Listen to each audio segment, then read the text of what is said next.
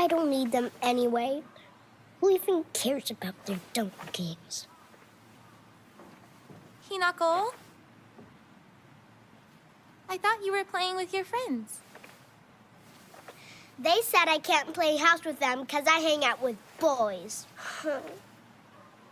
Well, how about you play with your big sister instead? Really? Thanks for waiting. Junko. Did something happen? Just reminiscing a little. About, you know, when we were kids, you always looked out for me.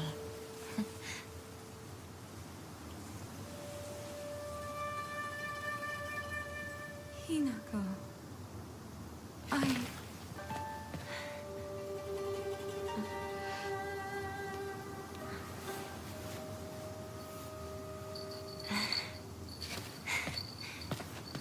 Here, this is for you.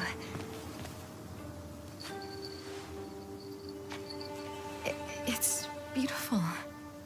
Thank you.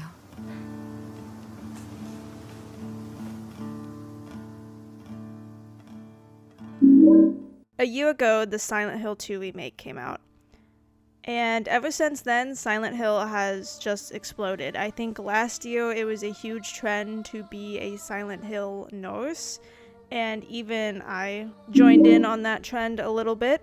And soon after that, Silent Hill F was announced, only to come out the same year that it was announced. Silent Hill is most definitely back. Now we even have a Silent Hill 1 remake, which I am very excited for. Silent Hill 1 is my favorite Silent Hill game. So the second this game came out, I bought it. I did not get early access. There was a point where I was dodging spoilers as much as I can, but I will say I still have not seen a spoiler online about this game.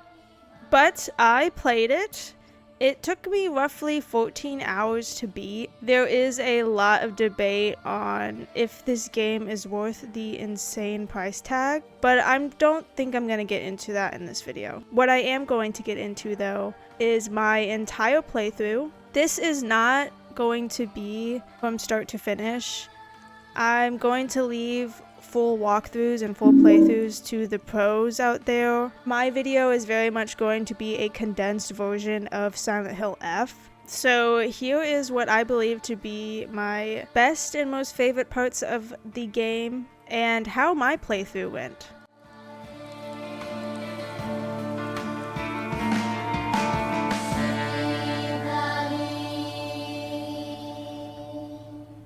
Hinako! How dare you speak to your parents like that? Dear, please calm down. This Junko knows how to show some respect. Why the hell can't you be more like her?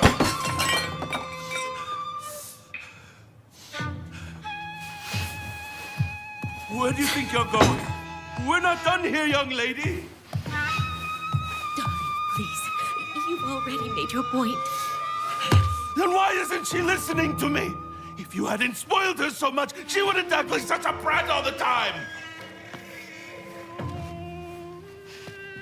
Hinako, don't go. Your father's just worried. I'm gonna go see my friends. Come home soon! I will say, when I was first playing this game, I don't know what it is with Steam, but for some reason they give you the special edition costumes. This happened in Borderlands for me too. So for a good half of this game, I had the really cute bunny outfit. And also, I was very stupid and I did not get the audio for the first hour of me playing this game. So the cutscenes that you will see in this video are not from my game.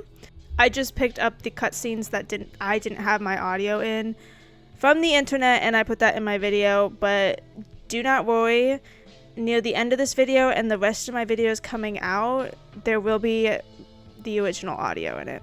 I am still learning how this entire recording situation goes. I recently went in my OBS and I just changed up my settings so I can listen to music and not have you guys have to hear it. So that's what made it get all messed up. But I pop into the game and I instantly just start looking around. I think Silent Hill has taught us very much that it is a exploring game in a sense, where there's a lot of Easter eggs throughout the entire world, and so I like to look for them. I love reading little lore, like newspaper clippings. That's some of my favorite things in survival horror. That's why I love Resident Evil so much, is because there's just so much random documents laying around that I like to read. But after we explore just the beginning area, you end up having to go down into the town, and she just wants to look for her friends to talk to, and that's just how the game starts.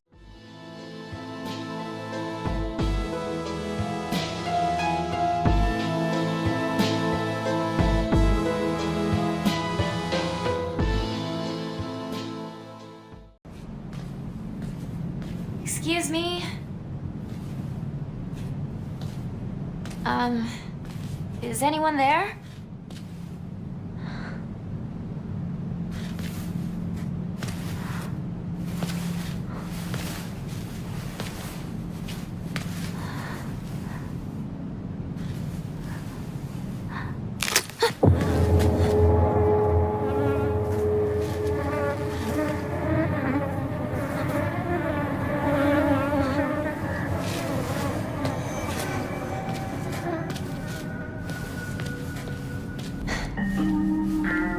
Traitor. Sakuko. Where are you off to? Don't usually see you around here. A truck was blocking the road. Chizuruya? I just want to talk to someone. I'll be there in a bit, okay? See you. You traitor.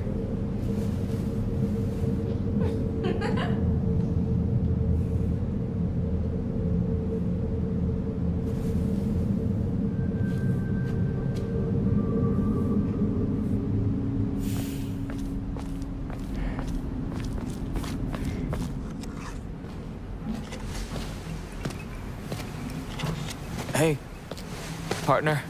Shoo.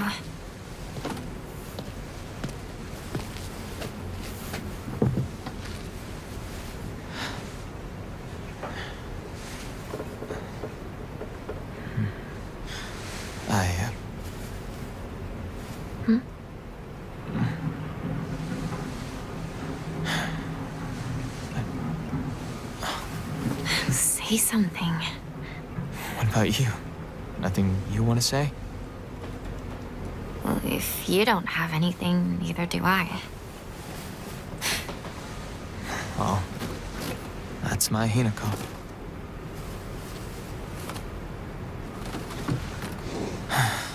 It's not like you to just let stuff happen, though.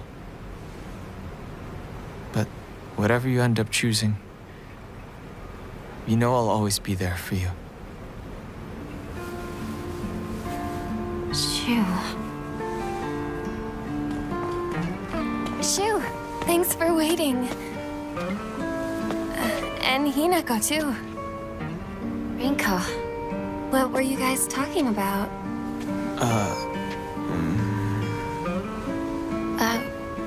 Nothing, really. She said that she just wanted to talk to someone. It helped, too. Oh. Glad to be of service, ma'am. If I had known you'd be here, I would have brought that magazine you lent me. Oh, you can hold on to it. I knew I wasn't getting it back when I lent it to you. What's that supposed to mean? What do you think you're laughing at? You've got something of hers too, don't you? Right? Wait, did I borrow something? Hey, Hinako, do I get to hold on to the 500 yen I owe you too? What happened to paying her back with interest? I never said that. You can't prove I did. Okay, that does it. If I lend you something, you're signing a contract to give it back.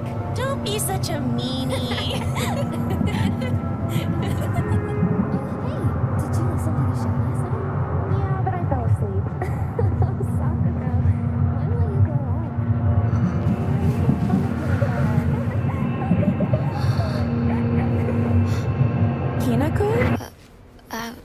sorry.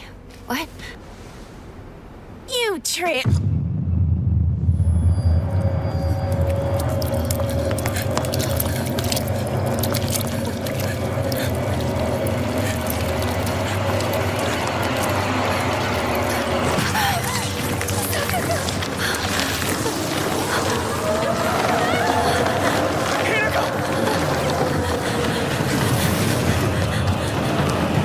So the game just throws you into the chaos pretty quickly. We're already running away from the main boss of the story. At this part of the game, you are going to slowly start getting introduced to the enemies. I believe I do die right here. It is very easy to get lost in this game. There is a portion in the game when I'm in the city and I was running around for an hour because I stopped playing the game in the city and then I came back the next day and I completely forgot what my objective was, and the map sucks. Like, the map is not like Silent Hill 2 Remake where it's kind of easy to know where you're walking. I don't like the map in this game because it's literally just pictures of the town. At one point, I think I get lost again, but it was actually, the game actually makes you get stuck in this one area to lock you in a cutscene. This was the first time too that I played a Silent Hill game on hard, or really any survival game on hard. I normally play it just on story mode because I just like to play the story, but lately it just hasn't been fun for me to do that because then I beat the game way too fast and it's just not challenging. I feel like easy is always just too easy and medium is just also too easy. But this game, I'm pretty sure, only has story mode, hard, and then extra hard. I don't even think there's a medium to this game. So I was kind of just forced to play hard.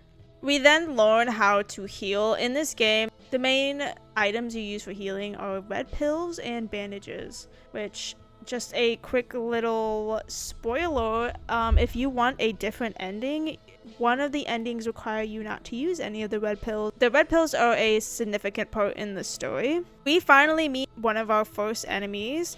It is the weird ballpoint, I think that's what they're called, dolls. At first, these things are really annoying to fight, but as you get more into the game, they are just as easy as fighting mannequins in Silent Hill 2 Remake. I ended up having to go into this house to get a key to kind of like just move around the map. I really like these ballpoint enemies. I think they are very beautiful. They are very, very Silent Hill. They very much remind me of the mannequins in Silent Hill 2. And kind of the nurses too, I guess. I am going to give my opinions real quick on the ballpoint doll enemies. Something about Silent Hill that I really like about the game and the series is that the monsters have a very hidden meaning, and so does the story typically. And I also like the idea that there is no canon really when it comes to Silent Hill games, if that makes sense. I feel like I like the idea that the monsters in the story are entirely up to how you see it. I think that that was a big point of Silent Hill 2, is how you interpret the story and the monsters, and I think that too many people were deep diving with Silent Hill 2. So I'm going to give my input on the monsters and what I thought that they portrayed.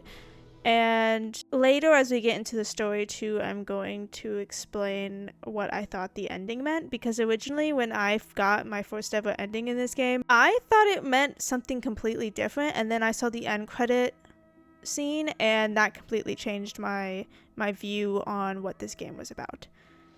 So the ballpoint doll enemies, when we saw them in the trailer, I kind of already had my opinions on what they could represent.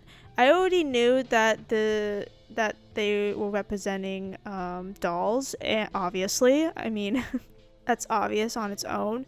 But I also think, as a woman myself, that dolls portray unrealistic body standards onto young women, especially Not so much nowadays, because obviously dolls they don't have the same body shape as they did a few years ago. But when I was growing up, dolls very much did have very slim bodies and just unrealistic bodies. So I think these ballpoint dolls represent unrealistic body standards already, or like an unrealistic beauty standard. I also like that these dolls have kind of like flesh, like lumpy flesh coming out from them, and I think that that represents just fat on its own. Our main character might fear being or getting fat, losing her beauty. We kind of later on in the story find out that Hinako is considered very pretty to her friends, and I think even just to the community that she lives in general. And I think she struggles with that body image that pretty much every young woman deals with growing up. And I think these dolls just represent that.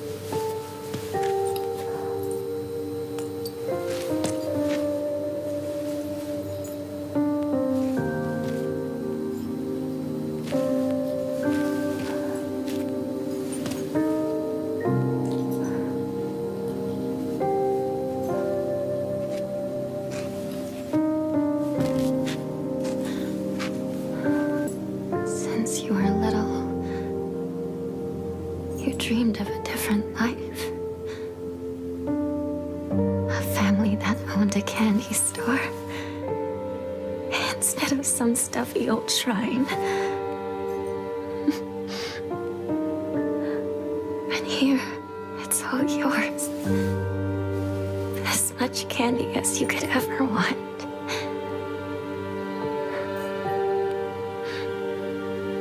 Sweet dreams. Sakuko.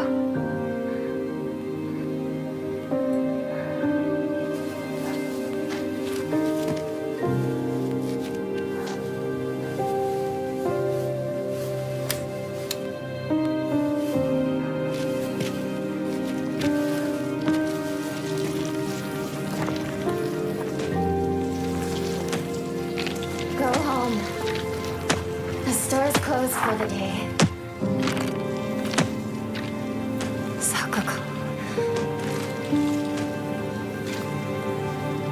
Even if you're gone, I'll keep my promise. No matter what.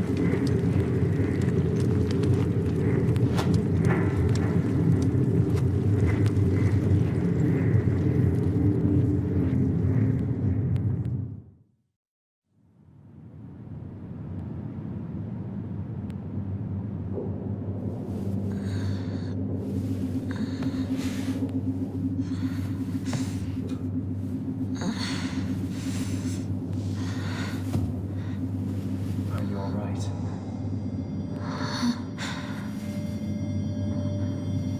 Do not push yourself. Take a moment to rest if you need to. So we finally made it to the other world. My opinions on the other world. The other world version, like how the other world is in this game, I don't think I like it. I'm gonna be honest, I don't think I like it. It's just not as grimy and gross as I like the other world to be.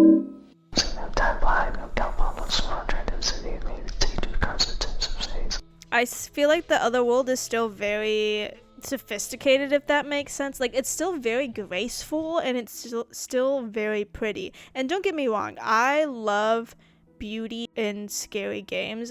I know that this game really wanted to grip onto that and hold. I've been told that Japanese scary like stories and stuff and such very much have a theme of beauty along with something gruesome, which, dude, I love that, but I just didn't like it in this game. I don't know what it was. I will say the other world too. I actually preferred to be in the other world than I did the real world, and that is never the case in pretty much any other Silent Hill game. I feel like in any other Silent Hill game, you hate being in the other world, and it's just like terrible. You want to get out of there as soon as possible because the enemies are just annoying and the entire experience sucks.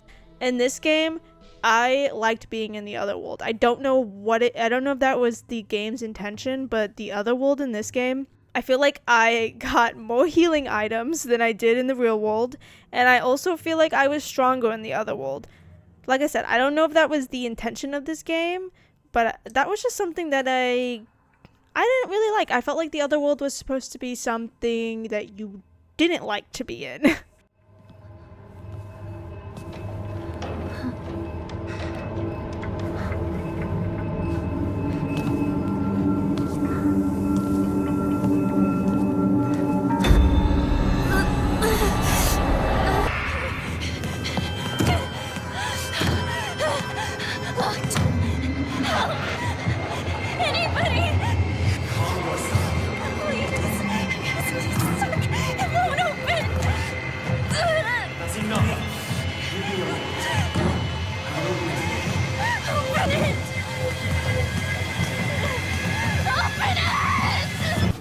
Good morning.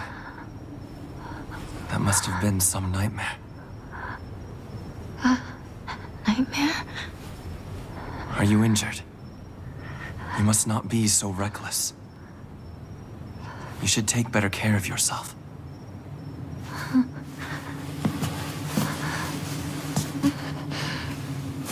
Thanks.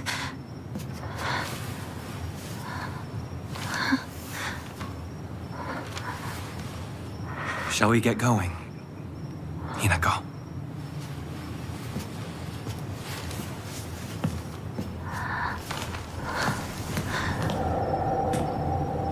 Where? What's wrong? This way.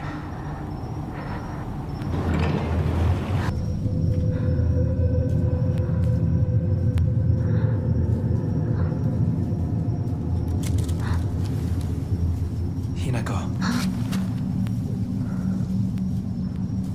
Follow me.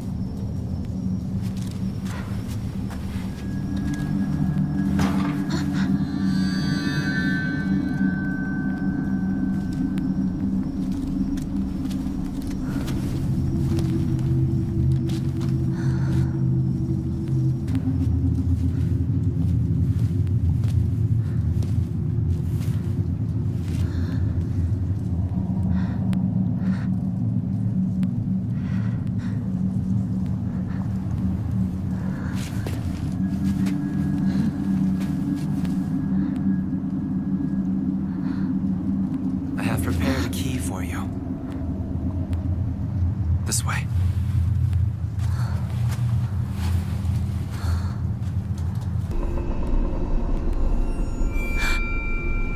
What's this doing here?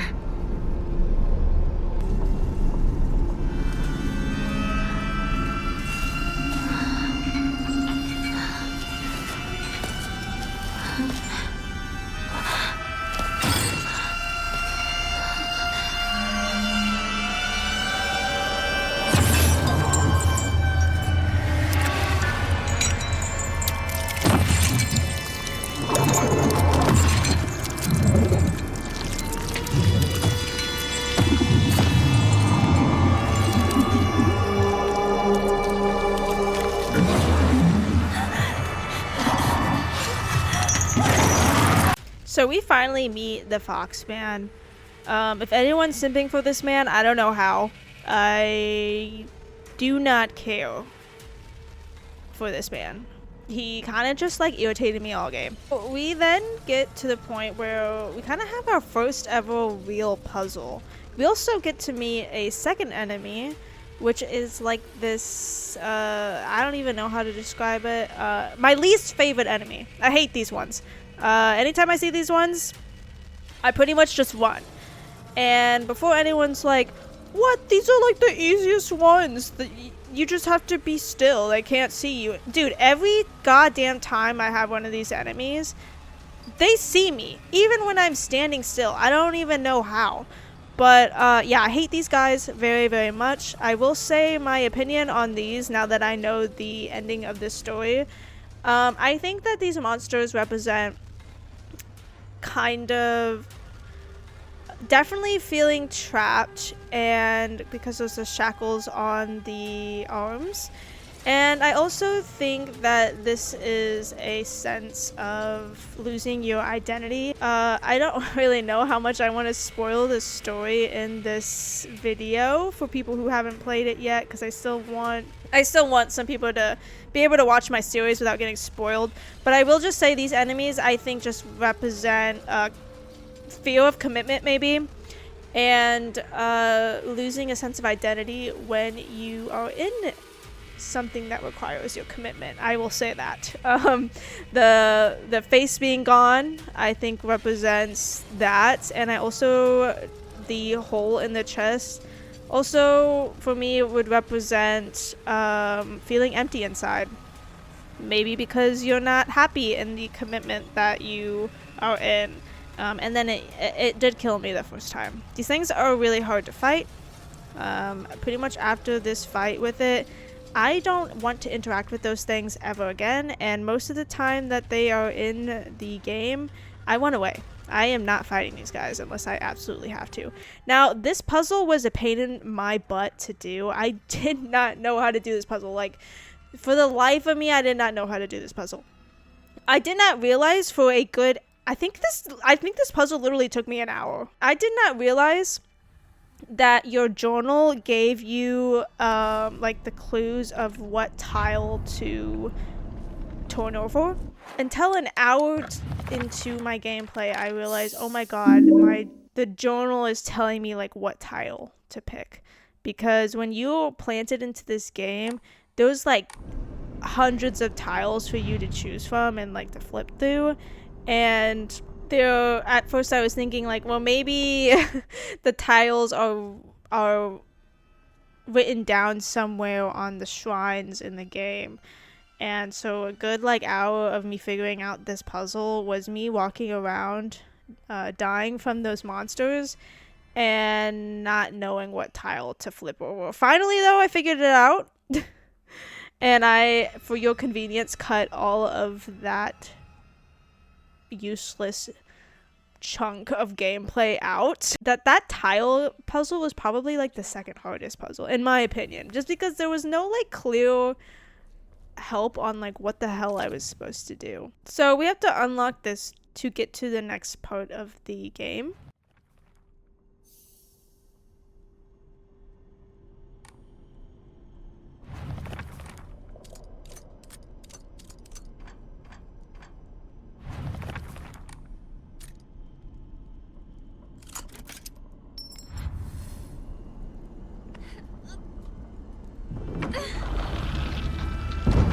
And in that door is the key that we need to get to another part of the game. So you accept my gift.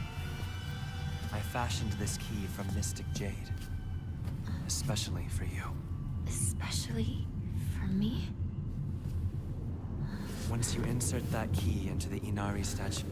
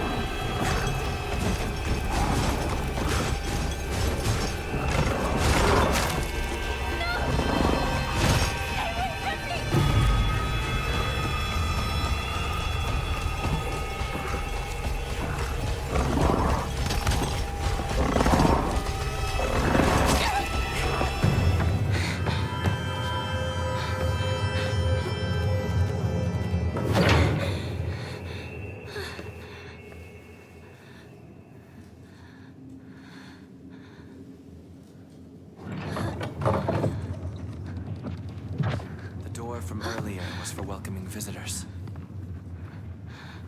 However, this door denies all but the select few who may tread sacred ground. Am I allowed inside? Why, of course. Today you are most welcome. We must continue on ahead. Shall we rest first? I'm okay. I think. Tell me if you need a break. Now then, onward.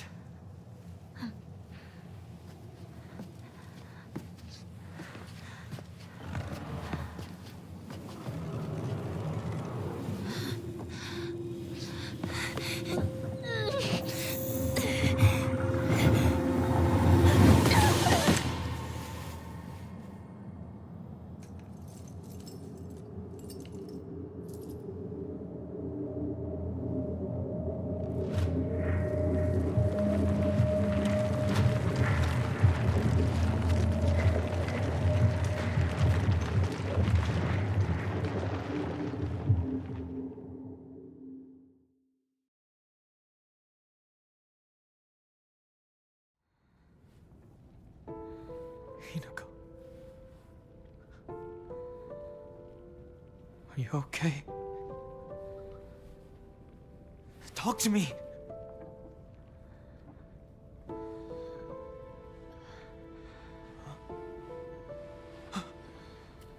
Oh, thank goodness.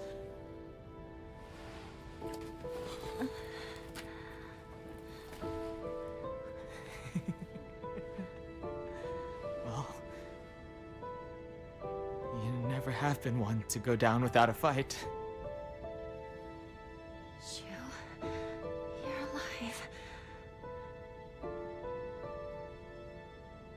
So, where's Sakuko?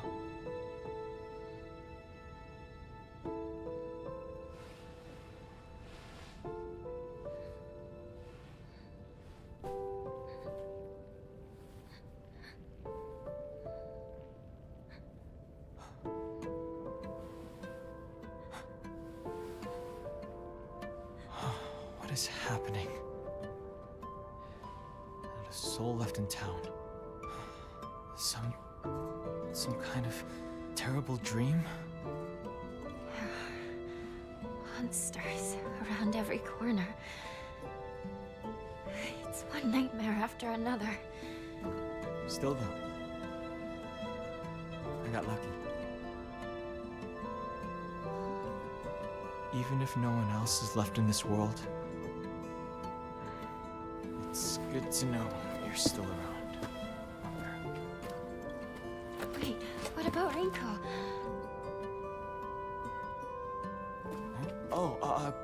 She just said she needed to talk to me about something. But, Rinko was supposed to be with you. How do we know if she's all right? Oh. Sorry. I guess I was confused.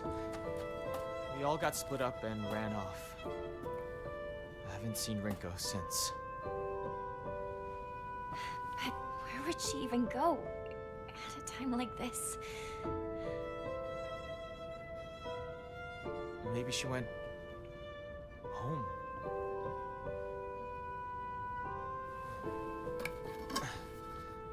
Let's go find her. Partner.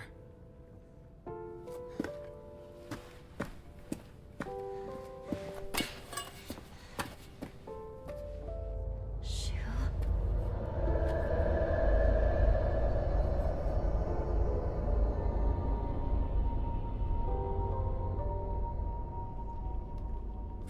What's wrong? Keep up, or I'll leave you behind. Shu all game leaves us behind. He is always like 10 million feet ahead of you. I don't know if I'm looking too deep into this game and I'm giving it too much credit, and I'm saying that maybe Shu is purposely ahead of you in the game to show that he doesn't see you as incapable of taking care of yourself, if that makes sense, because in the game you learn that Shu always has thought of Hinako as a boy, or has treated Hinako as a boy, or not necessarily a boy, but as an equal. And back then, in a time like this, that wasn't really common. And so I think him being ahead of you most of the game and not really too concerned about how you're doing, like health-wise, or like trying to protect you, why he's not too concerned to protect you is because he knows that you can protect yourself, and to him you are a equal. That might be me looking into it a little too much, giving this game a little too much credit. Putting my little theory aside, if it is not that reason why he is ahead of you for most of the game, then I have absolutely no idea why he is always abandoning you. Because at least like Maria and a lot of other people in Silent Hill that like you meet in Silent Hill, they stay by your side like most of the game, and they are pretty much up your butt like almost the whole game. So to have a character just be like, peace out, even though he clearly cares for Hinako, was just kind of weird for me. So the only way I can explain that is using my theory in the beginning. But that is the gameplay for the beginning part of this game. That's going to be everything for this first episode. This was roughly only an hour of gameplay, by the way. Edited down to 30 minutes. A lot of this, though, to be fair, the cutscenes are very long in this game. I do think this game is very pretty. I do like the atmosphere. The voice acting is let's not get into it, but obviously this game is meant to be played in the original language. But of course I didn't do that, so I can't really complain too much. I also will say that me rewatching this gameplay after you know the ending and after you know some things about the characters is very interesting. And I think that that's something that I love about Silent Hill, is after you finish a Silent Hill game and then you play it again for the second time, or you watch gameplay of it a second time, there's a lot of moments where you're like, oh my god, that's referencing something that's going to happen in the future, or you kind of understand the hidden meaning behind certain things now that you finished the game. And through this playthrough, there were a couple things that I noticed that I was like, oh, I didn't notice that in the beginning, but now that I finished the game, I do notice that. Even to this day, I am still watching old Silent Hill game footage, and especially with Silent Hill 2, I'm still noticing things that I didn't catch the first 5 times watching the game and whatnot. No matter how much you replay that game, I feel like there's always something that you're going to catch on and be like, oh, that's a hidden meaning for this, or it could be. If you made it this far, go ahead and drop a what are we thinking? A fox emoji in the comments. I do want to try to post once a week, but that is most likely not going to happen. But I do very much post once a month. I can stick to that pretty good.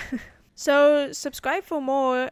This is only the beginning of my Silent Hill F series, and it's not going to be like every other walkthrough. It's going to be a very edited and shortened version of the game, but the idea of the game is still there. So if you have TikTok brain attention span like most of the people in my generation, this series is perfect for you. My next video will be a part 2 of what's to come in the rest of this game, so I hope to see you there. Goodbye.